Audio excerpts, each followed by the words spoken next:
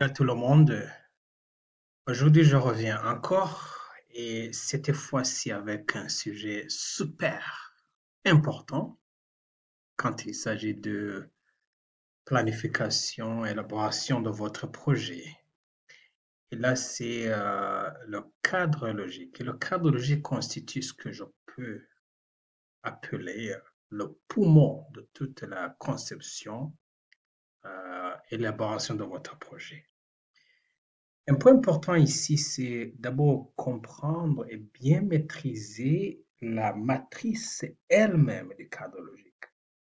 Parce qu'il y a beaucoup des erreurs des gestionnaires de projet, et même parmi le cercle des gestionnaires de projet expérimentés, entre guillemets, où la matrice elle-même n'est pas maîtrisée. Comprenez ici qu'on parle de logique et d'intervention.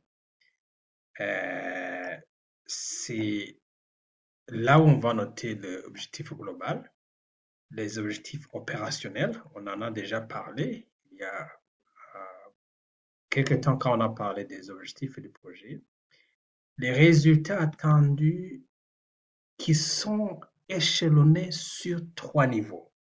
Donc les résultats immédiats, résultats intermédiaires, résultats à long terme. Et si on va, ça va contenir les activités. Donc, c'est les grandes catégories d'activités. Parce que c'est pas le moment, ici, c'est pas l'endroit où il faut détailler le chronogramme des activités de votre projet. Non, mais c'est plutôt les grandes activités. Et les IOV, les indicateurs objectivement vérifiables. Donc, chaque objectif global, chaque objectif opérationnel et chaque résultat doit avoir au moins un IOV. Notez bien ici, très bien, notez très très bien ici, les activités n'ont pas des IOV. À la place des IOV, on va spécifier les moyens matériels, moyens humains qu'il faut mobiliser pour implémenter, mettre en action, mettre en œuvre les activités. Donc, bien que le titre, c'est les IOV, pour les activités, on ne parle pas d'IOV, mais plutôt des moyens.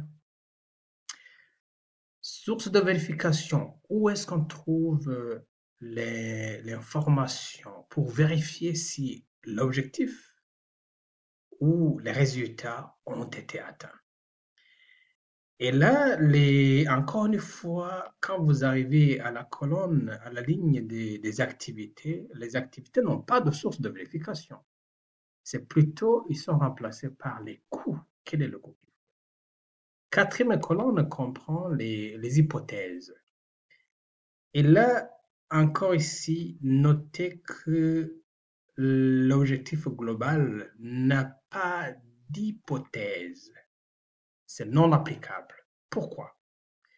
Parce que l'objectif global, en fait, est un objectif beaucoup plus large, qui est plus large, je dirais, qui est plus gros que votre projet. Donc, c'est-à-dire, rappelez-vous, quand on a parlé des objectifs, objectifs global, c'est que c'est plutôt un alignement de vos activités du projet dans dans l'alignement de la stratégie nationale de votre pays ou de votre secteur d'intervention. Donc, c'est-à-dire, quand il y a la stratégie qui est déjà élaborée, c'est pas à votre niveau de formuler des hypothèses là-dessus, parce que c'est déjà supposé, déjà élaboré à l'échelon supérieur. Donc, c'est non applicable. Et les hypothèses sont à, à un seul bloc, si vous voulez. Ce n'est pas que les objectifs opérationnels doivent avoir leurs propres hypothèses, les résultats attendus doivent avoir leurs hypothèses. Non, c'est plutôt les hypothèses qui affectent tout le projet. Et vous voyez qu'il n'y a pas de ligne qui continue, qui divise chaque résultat ou chaque activité, non, c'est un ensemble des hypothèses. Et là, c'est important de bien noter que plus vous avez d'hypothèses, plus votre projet est à risque. Parce que les hypothèses sont des conditions de réussite de votre projet. Un autre élément important qui est souvent oublié, les conditions préalables. Ça, c'est une prolongation des hypothèses, hein, c'est quelque chose qui se prolonge ici. Mais je me rends compte que la plupart des gens ignorent cela. C'est pas bon d'ignorer un élément important comme cela. Je vais expliquer doucement ce qui se passe. Voilà, brièvement. Donc là, je pense que jusqu'ici, on a déjà parlé assez suffisamment. Mais pour les résultats maintenant, il faut les résultats dans trois catégories, dont les livrables, aussi appelés les résultats immédiats ou les produits du projet. Les effets, aussi appelés les résultats intermédiaires, et l'impact, aussi appelé les résultats à long terme. Voilà. Et là, c'est important. Et vous allez vous poser, vous demander comment est-ce qu'on distingue les trois niveaux de résultats attendus. C'est très facile. Les résultats immédiats ou les livrables sont des références, sont référés aux objectifs opérationnels.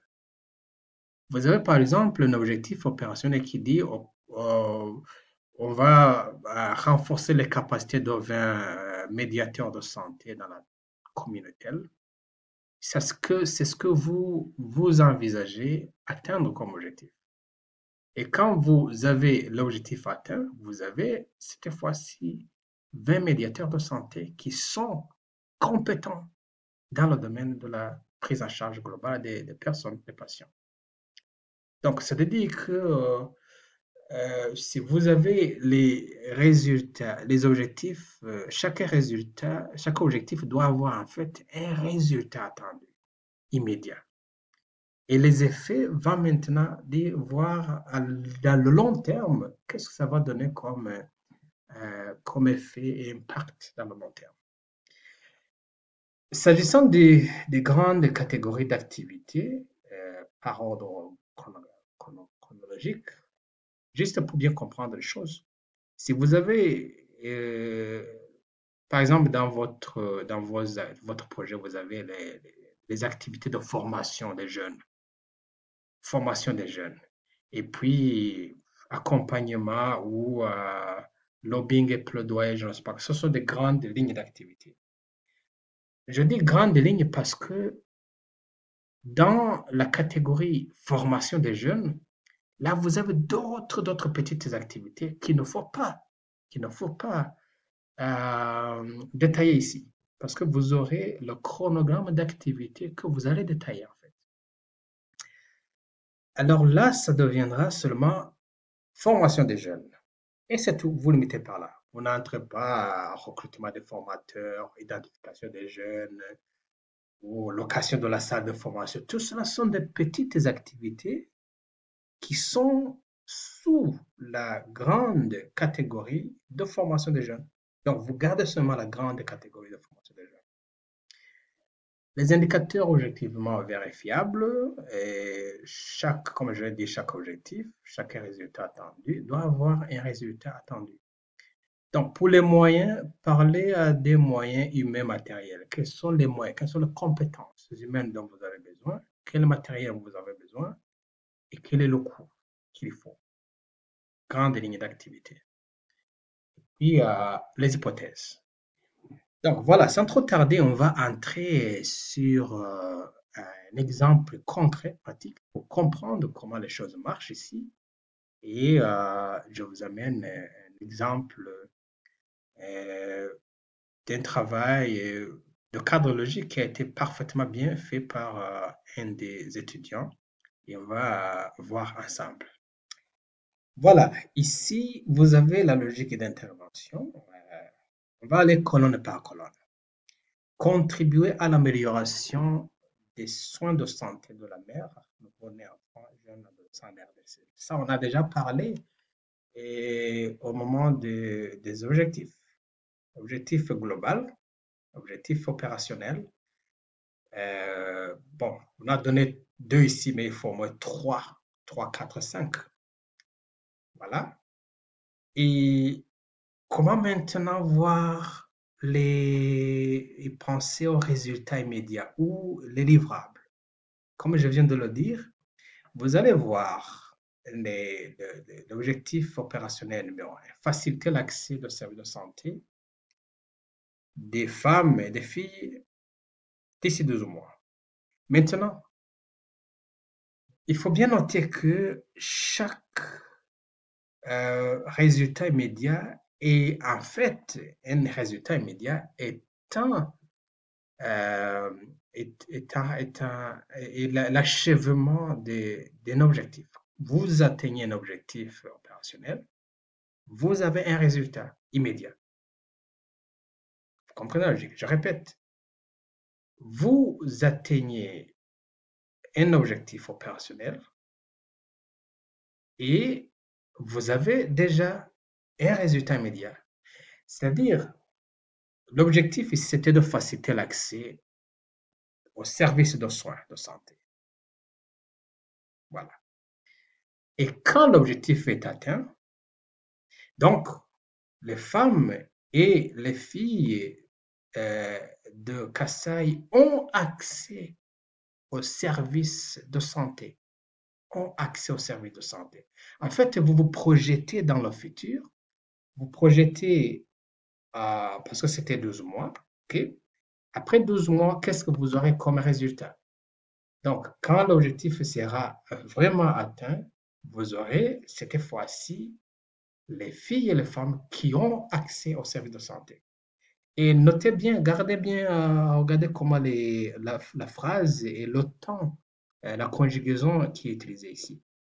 C'est pas, cette fois-ci, les résultats attendus, c'est pas quelque chose qui est envisagé dans le futur, mais c'est quelque chose qui est censé avoir été atteint. C'est-à-dire que vous projetez d'ici 12 mois, vous aurez quoi? Vous aurez comme résultat que les filles ont accès déjà. Et vous ne revenez pas avec les facteurs temps. On ne peut pas revenir avec d'ici 12 mois parce que vous êtes déjà projeté d'ici 12 mois. Nous sommes aujourd'hui au mois de juin. 12 mois sera juin 2026 parce qu'on est à 2025 aujourd'hui. Et si vous revenez encore d'ici 12 mois, ça viendra encore d'ici 2027. Donc, vous allez ne pas venir avec les facteurs temps ici. Et encore une fois, pour deuxième objectif, quand le deuxième objectif sera atteint, vous aurez 20 000 membres des communautés de Lukunga qui sont sensibilisés sur l'utilisation de services de santé. Et c'est tout. C'est comme ça que vous formulez les résultats immédiats. Donc, minimum, si vous avez 3 objectifs opérationnels, au moins, on attend ce qu'il faut au moins avoir au moins 3 objectifs, 3 résultats immédiats. Et là, après cela, maintenant, vous venez sur la deuxième catégorie de résultats, c'est le résultat intermédiaire. Voilà. Maintenant, vous connaissez le problème qui a été identifié et vous avez les premiers résultats déjà. La population est sensibilisée, et les femmes ont accès aux services de santé. Et cela va donner quel autre résultat? Autrement dit, ce sont des résultats des résultats intermédiaires qui viennent avec le temps, pas nécessairement durant la période du projet, mais ça peut venir un peu plus tard. C'est pourquoi on dit intermédiaire. Alors, les premiers résultats déjà vont amener d'autres résultats et ça sera que cette fois-ci, la santé sexuelle reproductive est améliorée grâce aux efforts, grâce aux premiers résultats qu'on a, à au moins 80%. Et de surcroît, le décès maternel ou infantile a diminué d'au moins 60%. Parce que ce sont des résultats qui viennent à l'issue ou comme conséquence positive de la sensibilisation et d'amélioration à l'accès de soins de santé. Vous voyez, les résultats maintenant, c'est un échelon, c'est l'échelonnement des résultats en fait. Résultats à long terme, à la longue maintenant, plusieurs années, 3 ans, 4, 5 ans après, on s'attend à ce que les taux de grossesse non désirés ont sensiblement diminué, à au moins 50% dans la communauté. Voilà, vous voyez comment vous réfléchissez sur les résultats de projet. Et plus vous avez les résultats qui parlent, plus vous avez la chance d'être financé dans votre projet. Parce que le bailleur de fonds va regarder, je finance ce projet, mais si je finance ce projet, quels résultats est-ce qu'on peut s'attendre? Si tu n'as pas des résultats envisagés, alors là, on ne va pas te financer. C'est déjà un critère d'élimination.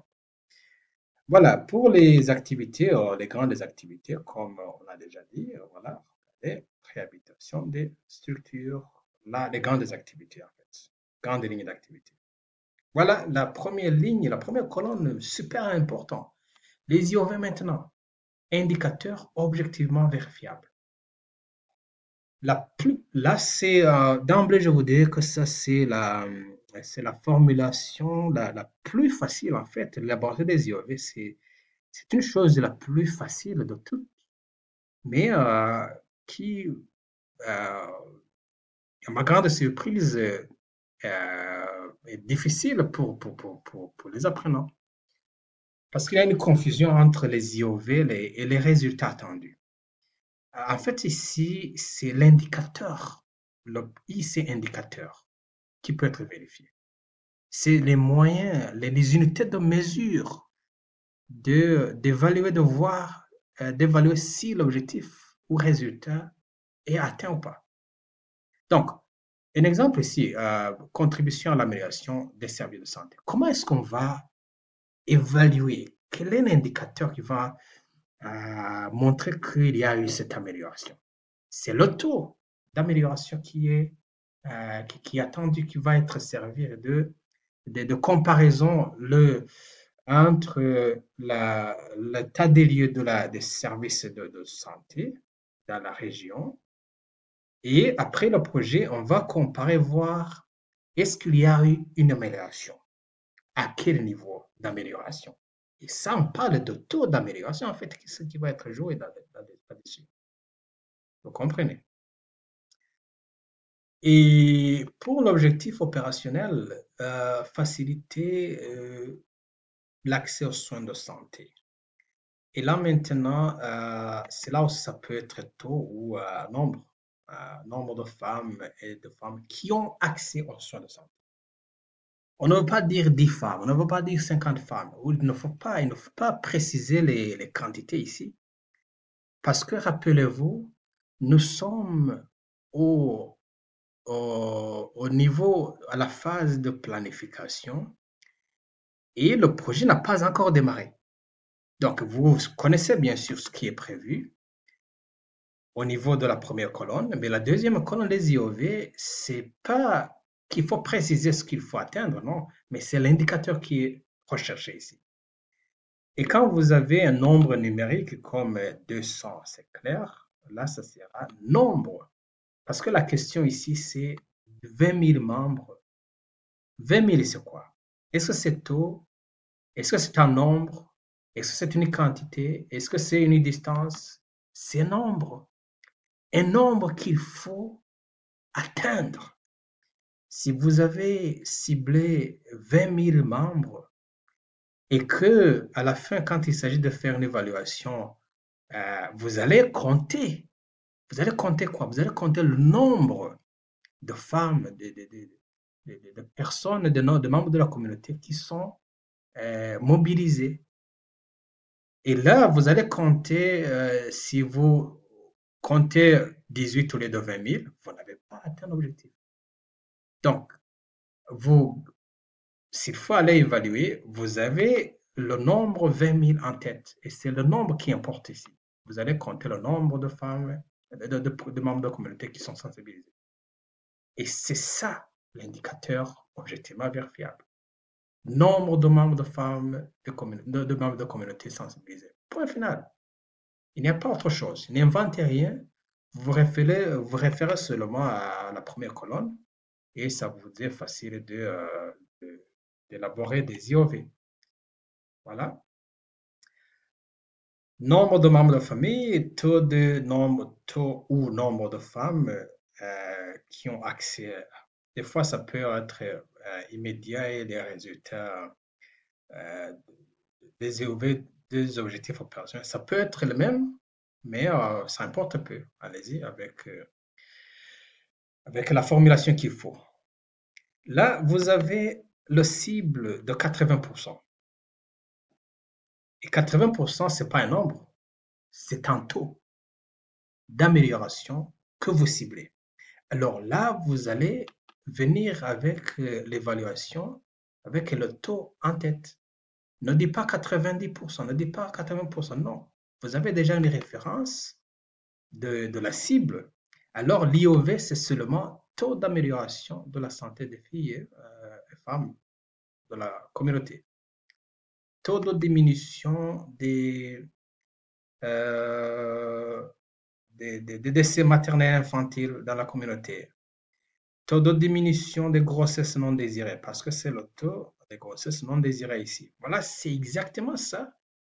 La raison pour laquelle je vous ai dit que les IOV, c'est vraiment facile à formuler, parce que vous avez la référence de la première colonne, et là, vous vous en référez pour trouver quel indicateur. Vous trouvez juste l'indicateur, c'est beaucoup plus taux, nombre, quantité, distance. C'est ça les indicateurs.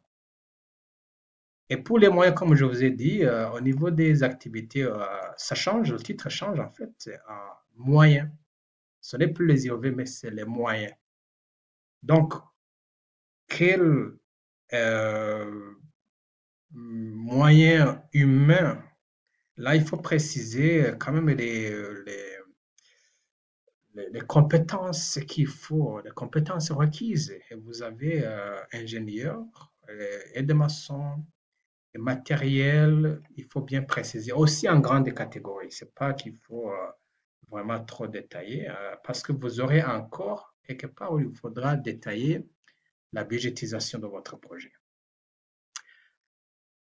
Troisième colonne, source de vérification. Là, ça ne va pas me prendre beaucoup de temps parce que source de vérification, ça dépend de chaque projet à ses sources de vérification. Donc, il suffit que le planificateur ait vraiment cela en tête et qu'il ait la réflexion qu'il faut. Imagine en fait. Et au niveau de l'objectif global, c'est beaucoup plus les rapports beaucoup plus à haut niveau en fait, s'il s'agit du ministère concerné, rapport, et fiches de suivi, rapports des structures de santé, des photos, tout cela sont des fiches de présence, tout cela, voilà. Et ainsi de suite, vous faites la même chose pour chaque niveau de la logique d'intervention. Vous faites une source de vérification.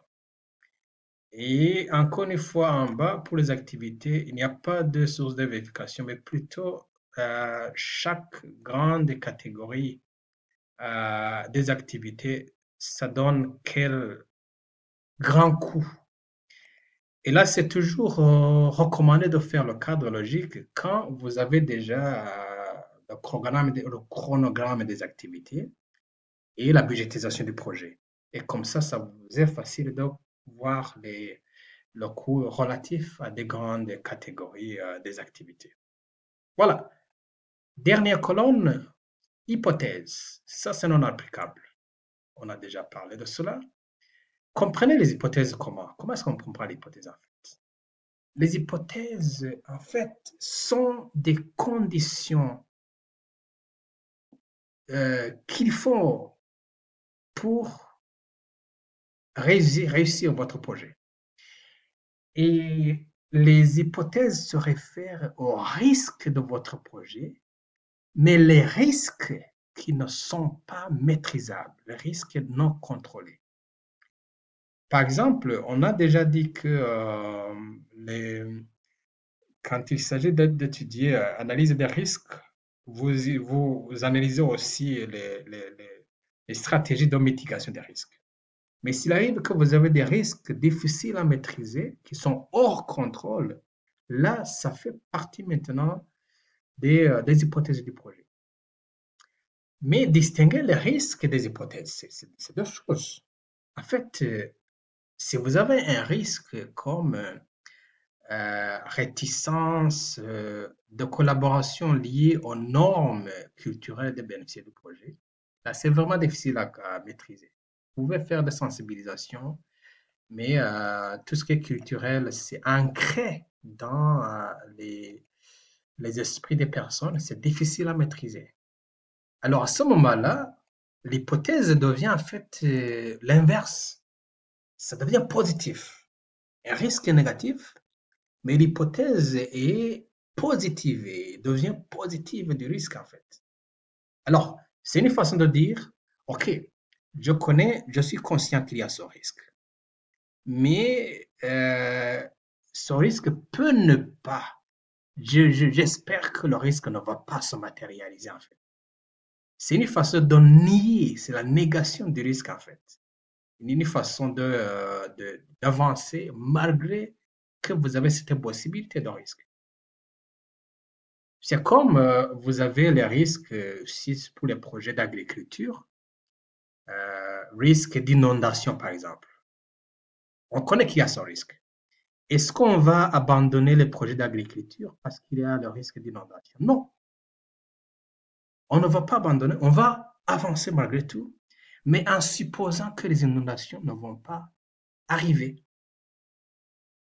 Donc, vous voyez, si le risque est les inondations ou les aléas climatiques, changement des climats, des aléas climatiques, ça c'est un risque. Mais l'hypothèse va supposer qu'il y aura un bon climat favorable à l'agriculture. Voilà, c'est comme ça qu'on va changer les risques en des déclarations positives, en fait. Voilà, bonne collaboration avec les bénéficiaires du projet. Et il ne faut pas amener les risques, les hypothèses qui peuvent être maîtrisées, hein.